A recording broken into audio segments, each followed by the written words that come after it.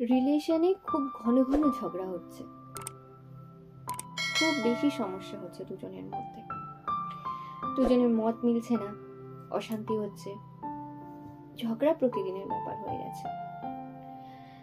কি করব? কি করলেই প্রবলেমটা সলভ হবে? কি করলে সম্পর্কটা স্টেবল হবে?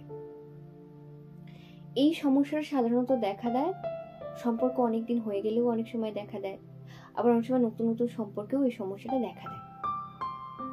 সবার আগে বুঝতে হবে সমস্যাটা কেন দেখা দেয়। দেখো, সব সম্পর্কে কিন্তু ঝগড়া হয় না, বা সব সম্পর্কে কিন্তু প্রতিদিন এরকম তুমুল অশান্তি হয় না, বা কথা কাটাকাটি বা এমন পজিশনে চলে যায় না যে দুজনে অসহ্য লাগে। হ্যাঁ, মাঝে মাঝে হয়তো সব রিলেশনে টুকটাক খোটাখুটি বা বড়সড় ঝামেলা হয় মাঝে মাঝে, কিন্তু নিত্যদিনের ব্যাপার হয়ে গেলে সেটা একটা প্রবলেম। তাহলে এমন কেন হচ্ছে? অনেক সময় এমন হয় একজনের অন্যজনকে একঘেয়ে লাগছে, বা দুজনকে একঘেয়ে লাগছে কিন্তু বাধ্য হয়ে সম্পর্কে আছে, তখন এমন হতে পারে। বা এমন হতে পারে যে একজনের জীবনে অন্য কেউ চলে এসেছে, তাই সে কোনো রকম ভাবে অশান্তি করে সম্পর্কটাকে ভাঙার চেষ্টা করছে।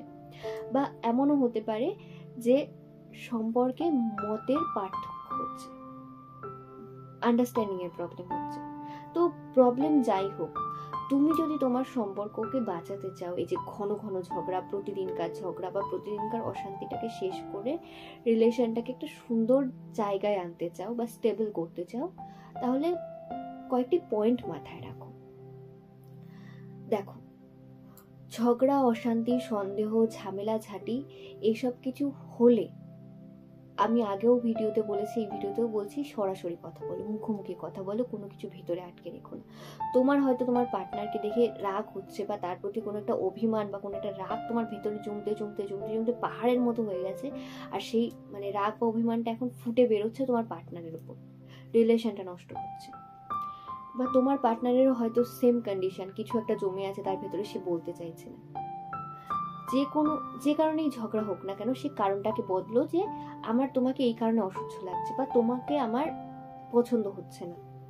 যেটা হচ্ছে, দুজন মুখোমুখি বসো, পার্টনার কথা বলতে না চাইলে বা সেই বিষয়ে ডিসকাস না করতে চাইলে জোর করে বসাও, যে কি হয়েছে খোলাখুলি বলো, আমিও বলছি তুমিও বলো, তুমি কি ফিল করছো, আমি কি ফিল করছি। দুজনে মুখোমুখি কথা বল। দেখো, যতক্ষণ দুজনে মুখোমুখি কথা না বলবে ততক্ষণ সমস্যা সলভ হবে না, বরং সমস্যা আরো বাড়বে, ঝগড়া আরো বাড়বে। দুজন কথা বলো, অনেক সময় কি হয় জানো তো, ছোট্ট 5 মিনিটের কথাবার্তা অনেক বড় সমস্যাকে সলভ করে দিতে পারে। তো তোমরা দুজনে যদি কথা না বলে ঝগড়াটাকে বজিয়ে রাখো, বা সেই জিনিসটাকে কন্টিনিউ করতে থাকো, সেই জিনিসটা আরো বড় হবে। তাই ঝগড়া হলে বা রিলেশনে ঘন ঘন সমস্যা দেখা দিলে দুজনকে ফেস করো, দুজনের মুখোমুখি বসে বলো সমস্যাটা কি হচ্ছে, দুজনের কি সমস্যা হচ্ছে, একে অপরের সমস্যাটা জানাও, সেটাকে দুজন মিলে সলভ করো। তারপরের ব্যাপার হলো, রিলেশনে ইগো আসতে দিও না। রিলেশনে ইগো আসা মানেই রিলেশনে প্রবলেম শুরু হবে, ঝগড়া শুরু হবে। দেখো, দুটো মানুষের মধ্যে বা একটা মানুষের মধ্যে যখন ইগো চলে আসে না, ইগোটা অনেক বড় হয়ে দাঁড়ায়। আর যে মানুষের মধ্যে ইগো কাজ করে, সে নিজের ইগোকে স্যাটিসফাই করার জন্য অন্য সবকিছুকে বিসর্জন দিতে পারে। হয়তো কথার কথা তোমাদের দুজনের মধ্যে ইগো এসছে, বা একজনের মধ্যে ইগো এসছে, তখন সে ভাববে আমি কেন ছোট হব, বা আমি কেন এই জিনিসটাতে স্যাক্রিফাইস করবো, বা আমি কেন ওটা মেনে নেবো ওর মতো, আমি আমার মর্জি মতো চলবো, আমি আমার জিনিসকে স্যাটিসফাই করব, আমি আমার মতটাকেই পরিপূর্ণতা দেবো, ওর মতকে নেব না। এই জিনিসটা যখন চলে আসবে, তখন দুজনের মধ্যে মতের অমিল হবেই, দুজনের মধ্যে ঝগড়া হবে। তাই চেষ্টা করো ইগোটাকে কমিয়ে রাখার। ইগো একেবারেই জীবনের জন্য ভালো না। ইগো মানে অহংকার। আর একটা প্রবাদ বাক্য আছে, অহংকার পতনের মূল। হয়তো আজ তোমার রিলেশনটাকে পতন করাচ্ছে, তোমার রিলেশন শেষ হওয়ার পর তোমার পার্টনার তোমার জীবন থেকে চলে গেল, তুমি তোমার ইগোটা নিয়ে রইলে, এই ইগোটাই তোমাকে একদিন ডোবাবে। তাই রিলেশনে ইগো আসতে দিও না। ভীষণ ভীষণ ভীষণ ইম্পর্টেন্ট কথা। রিলেশনে ইগো এলে রিলেশনে ঝগড়া, অশান্তি, সমস্যা দেখা দেবে। তাই রিলেশনে ইগোকে আসতে দিও না। হ্যাঁ, টুকটাক কিছু কিছু সময় ইগো চলে আসে, সেটাকে কন্ট্রোল করার চেষ্টা করো, সেটা তোমার জীবনের পক্ষেও ভালো হবে এবং তোমার রিলেশনের পক্ষেও ভালো হবে। ঠিক আছে?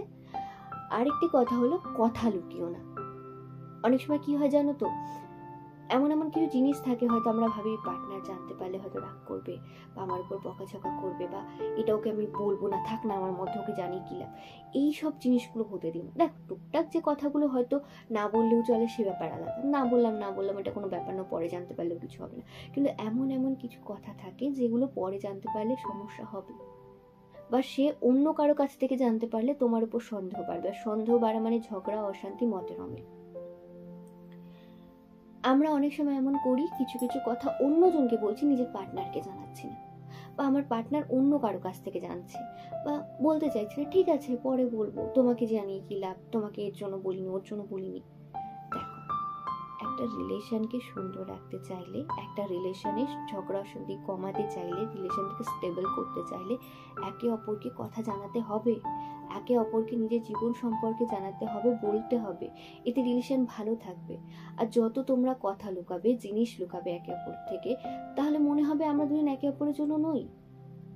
ও আমাকে আলাদা ভাবে, ও আমাকে পর ভাবে, মতের অমিল হবে, আন্ডারস্ট্যান্ডিং এর গড়বড় হবে, সমস্যা বাড়বে, ঝগড়া অশান্তি হবে। তাই ঝগড়া অশান্তি কমাতে চাইলে একে অপরকে সব জিনিস শেয়ার করো, একে অপরের সাথে কথা বলো, একে অপরকে নিজের জীবন সম্পর্কে জানতে দাও, কোনো কথা লুকিও না। রিলেশনে কথা লুকানো মানেই সন্দেহ বাড়া, আর সেই সন্দেহ যত বাড়বে তত তোমাদের রিলেশনের সমস্যা দেখা দেবে। তারপরের পয়েন্ট হলো একে অপরকে বোঝার চেষ্টা করো। এটা বেশিরভাগ ক্ষেত্রেই রিলেশনের সমস্যার কারণ সৃষ্টি করে, যে একে অপরকে বুঝতে না পারা। আমি আমার ব্যাপারটাকেই বুঝছি, পার্টনারের ব্যাপারটাকে গুরুত্ব দিচ্ছি না। একটা মানুষ, সে হয়তো সারাদিন খাটাখাটনি করার পর এসে রাগের মাথায় কিছু বলে দিয়েছে, ও কেন আমাকে এমন বলল। এটা আমরা হয়তো অনেক সময়, দেখো হয়তো অনেক সময় বুঝি বা অনেক সময় বোঝার চেষ্টাই করি না যে ও কেন এরকম বলছে। দেখো, সবার জীবনে সমস্যা আছে, সেই সমস্যার কারণে সে হয়তো আমায় কিছু বলে দিয়েছে বা আমি তাকে কিছু বলে দিয়েছি। তখন আমাদের পরেও কিন্তু আফসোস হয়, ইস রে রাগের মাথায় মানুষটাকে এমন করে বললাম, বা রাগের মাথায় মানুষের সাথে এমন ভাবে ব্যবহার করলাম। দেখো, সিচুয়েশনটা বুঝতে হবে, আমার পার্টনারকে বুঝতে হবে। একে অপরকে যদি বোঝারই চেষ্টা না করো, একটু ধৈর্যই না ধরতে পারো দুজনে, তাহলে রিলেশনে সমস্যা আসবেই, ঝগড়া হবেই, অশান্তি হবেই। দুজনকে বুঝতে হবে একে অপরকে, দুজনের কথার গুরুত্ব দিতে হবে। ও কেন এমন করছে বা ও কেন এই জিনিসটা করছে সেটা একটু বোঝার চেষ্টা করো। শুধু তুমি না, তোমার পার্টনারকেও সেই জিনিসটা বুঝতে হবে। যতক্ষণ না তোমাদের দুজনের মতের মিল হচ্ছে বা তোমাদের আন্ডারস্ট্যান্ডিংটা সুন্দর হচ্ছে, ততক্ষণ সমস্যা হবে। তাই চেষ্টা করো তোমাদের আন্ডারস্ট্যান্ডিং লেভেলটাকে আরো বাড়ানো, দুজন দুজনকে বোঝার চেষ্টা করো, চেষ্টা করো যে দুজন দুজনকে বুঝবে, দুজন দুজনের কন্ডিশনটা বোঝার চেষ্টা করো। ঠিক আছে, মতটাকে সেম রাখো। দেখো, সব ক্ষেত্রে মত সেম হবে তেমন নয়, কিন্তু বেশিরভাগ ক্ষেত্রে মতটাকে সেম রাখো। তার পরের পয়েন্ট হলো নিজের পার্টনারকে গুরুত্ব দাও। হয়তো এমনও অনেক সময় হয় তুমি তোমার পার্টনারকে গুরুত্বই দিচ্ছ না, আর সেই কারণে তোমাদের রিলেশনের সমস্যা হচ্ছে।